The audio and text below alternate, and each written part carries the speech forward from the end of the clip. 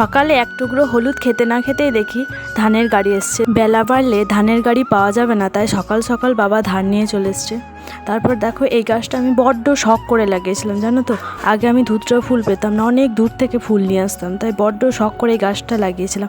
আজ দেখো গাছটা কতটাই না বড় হয়ে গেছে। এই তো কিছুদিন আগে এই ফুল একটা আনার জন্য আমি কত দূর থেকেই না এই ফুল নিয়ে এসেছি। আজকে আমার গাছটা এত ফুল ফুটে যে আমারই নেওয়ার লোক নেই। তারপর আগের দিন যে ধানগুলো এনে রাখা ছিল সেগুলো রোদে দিতে হবে, কারণ কাঁচা ছিল, তাই সেগুলো রোদে দিতে শুরু করেছি। আমার এইটুকু কাজ করতেই যা কষ্ট লাগছে, তাহলে যারা মাঠে রোদে জলে বৃষ্টিতে যারা কাজ করে তাদেরকে সত্যি আমি স্যালুট জানাই, কারণ তারা যা রোদে গরমে কষ্ট করে। আমি একটা দিন ধান মিলছি তাই আমার কতটাই না কষ্ট হচ্ছে, তাহলে তারা প্রত্যেকটা দিন রোদে জলে বৃষ্টিতে কাজ করে, তাদের তাহলে কতটাই না কষ্ট হয়।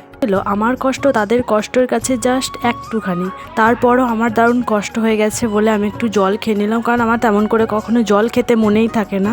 একটু গরম লেগেছে বলে একটু জল খেয়ে নিলাম।